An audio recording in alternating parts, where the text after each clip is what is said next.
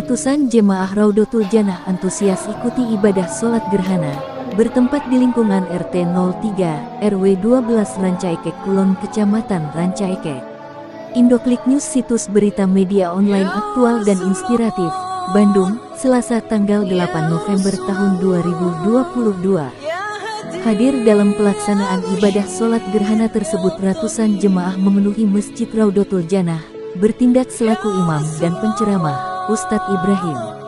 Dalam ceramahnya, Ustadz Ibrahim menuturkan berbagai amalan dan tata cara pelaksanaan salat gerhana. Berikut petikan ceramahnya.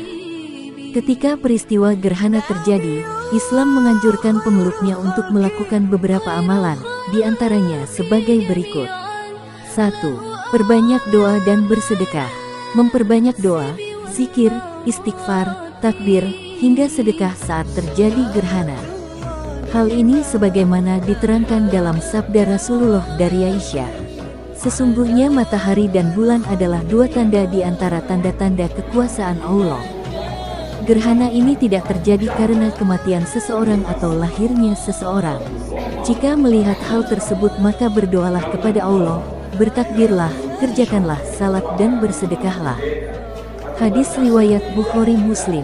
2. Melaksanakan salat gerhana. Pada salat gerhana tidak ada azan dan iqomah. Panggilan untuk melaksanakan salat gerhana menjadi asyalatul jamiyah. Aisyah mengatakan dalam sebuah hadis, pada zaman Nabi Shallallahu Alaihi Wasallam pernah terjadi gerhana matahari.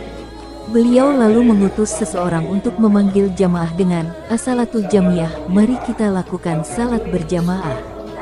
Orang-orang lantas berkumpul. Nabi lalu maju dan bertakbir. Beliau melakukan 4 kali ruku dan 4 kali sujud dalam 2 rakaat. Hadis riwayat Muslim. Ketiga, mengerjakan salat gerhana secara berjemaah di masjid, sebagaimana hadis menyatakan dari Aisyah. Ketika itu, Rasulullah mengendarai kendaraan di pagi hari lalu, terjadilah gerhana.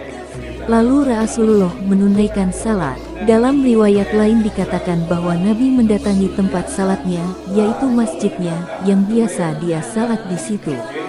Ibnu Hajar mengatakan, yang sesuai dengan ajaran Nabi Shallallahu Alaihi Wasallam adalah mengerjakan salat gerhana di masjid. Tentu salatnya tersebut lebih tepat. 4. Berkhutbah setelah salat gerhana. Terakhir adalah berkhutbah setelah mengerjakan salat gerhana. Diriwayatkan bahwa setelah Rasulullah melaksanakan salat gerhana, beliau berkhutbah di hadapan orang banyak. Beliau memuji dan menyanjung Allah, lalu bersabda, sesungguhnya matahari dan bulan adalah dua tanda di antara tanda-tanda kekuasaan Allah. Gerhana terjadi tidak ada hubungannya sama sekali dengan kematian dan lahirnya seseorang.